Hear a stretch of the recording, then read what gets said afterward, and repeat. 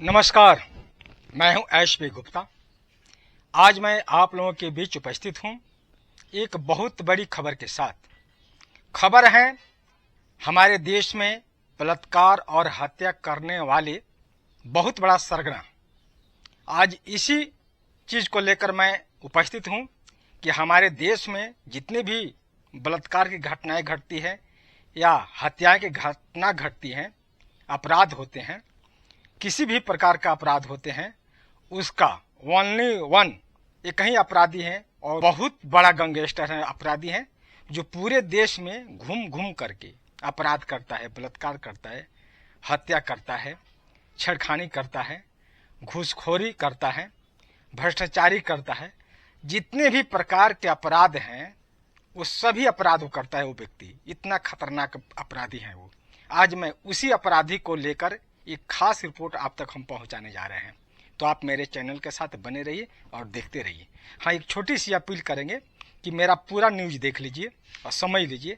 अगर ये न्यूज अच्छा लगे तो इस खबर को आप शेयर कीजिएगा, जन जन तक पहुंचाइएगा और इस चैनल को सब्सक्राइब जरूर कीजिएगा। चलिए हम चलते हैं आपको लेकर खबर की ओर।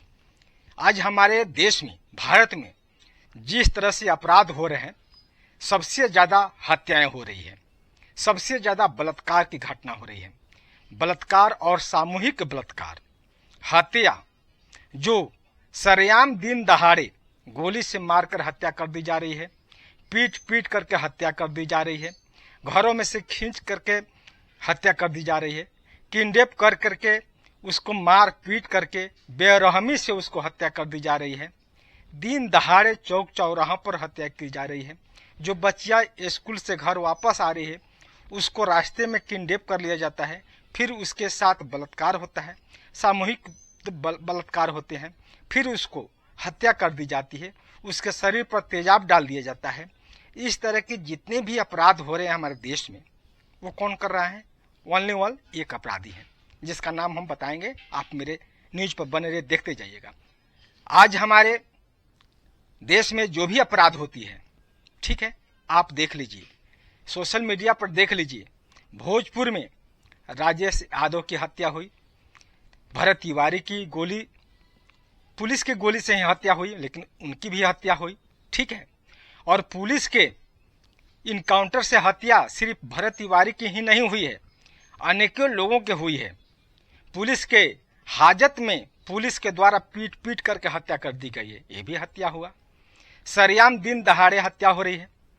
आप बिहार के नालंदा जो राजगीर है, वहां पर एक मंदिर में दो युवक जो समझिए कि दलित जाति से आते थे, उनको उस मंदिर परिसर में पीट पीट कर हत्या कर दी गई।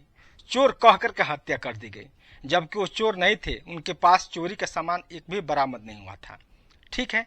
अभी पटना में बंटी यादव की अपहरण हुआ, फिर उसके बाद हत्याएं कर दी गई। बताइए, इस तरह से जो हत्याएं हो रही है, अपराध हो रही है। एक और घटना बहुत चर्चा में है राजस्थान की, जहां एक 13 वर्षीय छात्रा जो पढ़ करके वापस आ रही थी, उसको रास्ते में किडनैप कर लिया जाता है, फिर उसको होटल में शिफ्ट किया जाता है और उस कन्या के साथ, उस छात्रा के साथ 32 लोगों ने दुष्कर्म किया। और कितनी शर्म की बात है।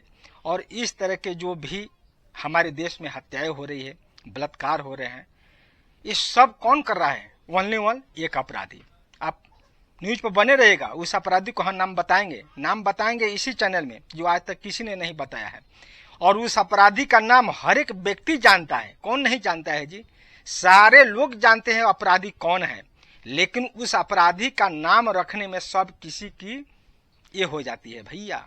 कोई नहीं चाहता है कि हम उस अपराधी का नाम बताएं।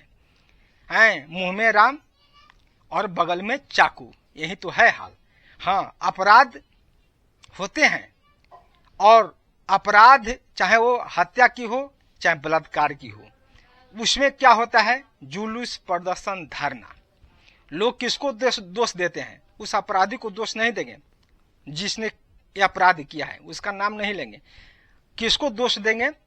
को मुख्यमंत्री दोषी हैं, प्रधानमंत्री दोषी हैं, हमारे राज्य की जो पुलिस प्रशासन है वो दोषी हैं, हमारे देश के शासन में जो बैठे नेता हैं वो दोषी हैं, लेकिन जो दोषी हैं, जो हत्यारा हैं, जो बलात्कारी हैं, उसका नाम वो लोग नहीं लेंगे। लेकिन मैं बताऊंगा, मैं तुरंत अब बताने जा रहा हूं, हड़बड़ाइएगा नहीं, आप देखते जाइए। लेकिन जब भी अपराध होते हैं, अभी देख लीजिए, चाहे वो बंटी यादव की हत्या हुई, उस पर जुलूस प्रदर्शन हो रहे हैं और लोग मांग कर, नालंदा में जो राजगीर में जो 2 युवकों की जो हत्या हुई, उसमें भी जुलूस प्रदर्शन हुए, धरना हुए, उसमें भी मांग की गई कि उस परिवार को नौकरी दिया जाए और मुआवजा दिया जाए और अपराधी को फांसी की सजा दी जाए। लेकिन ये जुलूस प्रदर्शन और धरना के माध्यम से सरकार से मांग की जाती है कि अपराधियों की फांसी दी जाए और मुआवजा दिया जाए और सरकारी सर्विस दी जाए। हाँ, सरकार के बस में 2 काम है, सर्विस दे सकता है सरकार और मुआवजा तो दे सकता है, लेकिन फांसी देने का काम सरकार के बस में तो नहीं है कि फांसी दे देगी, चाहे वो केंद्र सरकार की बात हो और चाहे राज्य सरकार की। लेकिन सरकार पर गुस्सा लोग करते हैं, जितने भी प्रदर्शनकारी हैं, धरना पर जो लोग बैठे हैं, वो सभी लोग क्या करते हैं कि सरकार को दोषी मानते हैं कि हमारे बिहार में सम्राट की सरकार है तो वो दोषी है, वो अपराधी हैं। ठीक है, हमारे बिहार में जितने भी प्रशासन है, एसपी हैं, डीएसपी हैं, उस क्षेत्र के जितने भी पुलिस प्रशासन है वो दोषी हैं, हमारे देश के जो प्रधानमंत्री हैं वो दोषी हैं। लेकिन मेन दोषी, मेन अपराधी हैं, उसका ये लोग नाम नहीं लगे। अब सभी लोग जानता है कि अपराधी कौन है, मैं बताऊंगा। आप मेरे चैनल के साथ बने रहिए और देखते रहिए न्यूज को, मैं खुल करके बताऊंगा, एक एक करके और प्रूफ के साथ बताऊंगा। ऐसी बात नहीं कि किसी को नाम मैं रख दूंगा, मैं बताऊंगा, आप देखते जाइए न्यूज। दोस्तों मैंने बताया कि एक ही अपराधी है जो अपराध पूरे देश में घूम घूम के करता है, बलात्कार वही करता है, हत्याएं वही करता है और भ्रष्टाचार वही करता है, घूस वही लेता है, रिश्वत वही लेता है। सब कुछ अपराध, जितने भी छोटा अपराध हो या बड़ा अपराध हो, वो सब एक ही अपराधी करता है, जिसका नाम हम बताने जा रहे हैं। वो व्यक्ति कौन है और सब कोई जानता है, लेकिन वो व्यक्ति का नाम कोई नहीं रखेगा। चलिए मैं बता रहा हूं आपको कौन व्यक्ति है, ध्यान से सुनेगा कौन व्यक्ति है। सबसे बड़ा अपराधी हमारे देश का कौन है, जो पूरे देश में घूम घूम करके अपराध करता है, उस व्यक्ति का नाम है हमारे देश का घटिया कानून। हमारे देश का घटिया कानून, हमारे देश का इतना नीच घटिया कानून है, उस कानून के देन है कि हमारे देश में लगातार हत्याएं हो रही है, बलात्कार हो रहे हैं, एकदम बलात्कार एकदम चरम सीमा पर हैं। सामूहिक बलात्कार हो रहे हैं, व्यक्तिगत बलात्कार हो रहे हैं, एक दिन दहाड़े गला रेत कर हत्याएं कर दी रही है, गोली मारकर हत्याएं कर दी जा रही है, पीट पीट करके हत्याएं कर दी जा रही है। और ये हत्या और बलात्कार का जो घटना है वो घट नहीं रहा है, बल्कि बढ़ रहा है। सरकार किसी की आवे, चाहे वो मोदी जी की सरकार हो या नीतीश जी की सरकार हो या किसी भी पार्टी का, किसी व्यक्ति का सरकार हो, उस सरकार से कोई लेना देना नहीं है। बिहार में आज सम्राट जी हैं, इसके पहले नीतीश जी थे, नीतीश जी के पहले लालू जी थे, लालू जी के पहले मिश्रा जी थे, ठीक है ना। उसके बाद भी हमारे देश में अपराध हो रहा था, बलात्कार, हत्याएं, मर्डर, सब कुछ समान है। सरकार को बदलने से, प्रधानमंत्री को बदलने से, मुख्यमंत्री को बदलने से, डीएम को, एसपी को तबादला करने से, बदलने से कोई फर्क पड़ने नहीं जा रहा है। अपराधी जो हैं, कानून है, हमारे देश का सबसे घटिया कानून है, जिसके कारण आज हमारे देश में प्रतिदिन अपराध हो रहे हैं। कानून लूज है, इस कानून से किसी के अंदर कोई खौफ नहीं है, डर नहीं है। अपराधी समझता है कि अपराध करेंगे जेल जाएंगे और बेल पर बाहर आएंगे, केस लड़ेंगे। कानून क्या कहता है, कानून आप समझिए। कानून कहता है कि कोई भी अपराधी हो, चाहे बलात्कारी हो, चाहे हत्यारा हो, उसको सुरक्षित बाइज्जत कोर्ट के हवाले कीजिए। आप देखे होंगे कोई अपराधी को अगर पब्लिक पकड़ती है तो पुलिस क्या करती है, उसको बीच बचाव करके किस तरह गाड़ी में उसको बैठाती है और तुरंत वहां से लेकर भागती है, ताकि इस अपराधी को कोई मारे पीटे नहीं। हाँ, एक कहावत, एक बात है, यदि पुलिस के घेरे से अपराधी कोई भागता है तो पुलिस का एक अधिकार है कि उसको गोली से मार करके पैर में जख्मी कर देने का, और उस जख्मी स्थिति को, उस व्यक्ति को, उस अपराधी को ट्रीटमेंट करा करके, सरकारी पैसे से ट्रीटमेंट करा करके उसको बाइज्जत और सुरक्षित कोर्ट के हवाले करना। ठीक है, यही न है कानून। उसके बाद में क्या होता है? तारीख तारीख तारीख और तारीख पर तारीख। आज लोग फांसी की मांग करते हैं। जितने भी अपराध घटना घटती है उसमें लोग क्या कहते हैं कि फांसी की सजा हो जाए। इतनी आसान नहीं है फांसी की सजा। किसी भी अपराधी को फांसी की सजा देने में बहुत लंबा समय लगेगा, 20 साल लग जाएंगे तारीख पर जाते जाते जाते जाते हैं। और फांसी की सजा होने में और फांसी की सजा दिलाने में अंतर है। और किसी का फांसी की सजा हो भी गई तो गारंटी नहीं कि उसको फांसी हो ही जाएगी, उसमें अपील का प्रावधान है। आप अपील में जा सकते हैं, हाई कोर्ट, सुप्रीम कोर्ट। वहां तक जाते जाते जो पीड़ता है उसका सारे जमीन जायदाद बिक जाते हैं, वो रोड पर चले आते हैं। अब समझिए कि हाई कोर्ट का वकील का, एक वकील का फीस 2 लाख से 5 लाख तक का होता है, 20-25 से शुरुआत होती है। लेकिन वहीं सुप्रीम कोर्ट में जाइए तो 5 लाख से शुरू होती है, 10 लाख, 20 लाख, करोड़ों तक का वकील उसमें है। ठीक है, अपराध के हिसाब से वहां फीस होती है, अपराधियों को बचाने के हिसाब से वहां फीस होती है।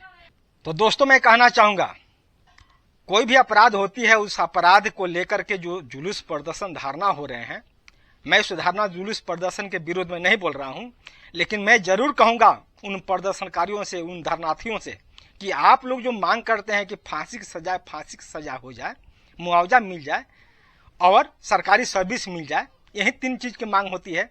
तो मुआवजा तो सरकार दे देगी, 10 लाख 20 लाख, वो तो सरकार की बस की बात है। और सरकारी सर्विस भी सरकार दे सकती है, ये सरकार के बस के अंदर की बात है। लेकिन फांसी की सजा सरकार की बस की बात नहीं है। ऐसी बात नहीं है कि हमारे देश के प्रधानमंत्री नरेंद्र मोदी जी हैं और जज साहब से कह दें कि जज साहब इस व्यक्ति को फांसी दे दीजिए और जज साहब फांसी दे देंगे कल, ऐसी बात नहीं है। मुख्यमंत्री हमारे बिहार के सम्राट चौधरी जी हैं, अगर वो कह दें किसी भी जज साहब को कि जज साहब इस व्यक्ति को फांसी दे दीजिए, संभव है? ऐसा नहीं है। उसका प्रक्रिया कानून है, इतना घटिया कानून है कि फांसी देने के लिए कम से कम 20 बरस की समय चाहिए। उसमें गवाहियां चलेगी, तारीख चलेगी, तमाम तरह के जो है अब गवाहियां पेश करनी पड़ेगी। यदि एक कोर्ट अगर फैसला दे भी देता है तो दूसरा कोर्ट उसको खारिज करने का पावर भी रखता है। चलिए दोस्तों, मैंने यही चीज बताया आपसे कि सारे लोग जानते हैं अपराधी कौन है, कानून है। हमारे देश का घटिया कानून है और कानून इतना घटिया साड़ा गला कानून है कि इस कानून से किसी के अंदर कोई डर नहीं है। और डर होता तो अपराध नहीं होता ना, है? अपराधी तो जानता है कि कानून में कोई दम नहीं है। आज हम अपराध करेंगे, हत्या करेंगे, बलात्कार करेंगे, जेल जाएंगे और कल बेल से बाहर आ जाएंगे, केस खुलेगी, केस पर लड़ेंगे, 10 साल 20 साल जो भी लंबा समय तक चलेगा केस, और उसमें झूठी गवाहियां और झूठी डॉक्यूमेंट पेश करेंगे और हम केस को जीत लेंगे। यही ना है। आज देखिए हमारे देश के बड़े बड़े नेताओं पर एक नहीं 20-20 की मुकदमा है, हत्या बलात्कार के मुकदमा है उस पर, लेकिन सरेआम लोग घूम रहे हैं, चुनाव भी लड़ रहे हैं। बड़े बड़े गैंगस्टर अपराधी पर कई मुकदमा है, कई केसें हैं, एक नहीं कई किता केस है, लेकिन सरेआम लोग घूम रहे हैं, चुनाव भी लड़ रहे हैं, प्रचार भी कर रहे हैं। क्या हो रहा है? यही है कानून। लेकिन जिस तरह से अपराध हमारे देश में, भारत में हो रही है, वो अपराध किसी अन्य देश में जाइए वहां पर आपको नहीं मिलेगा।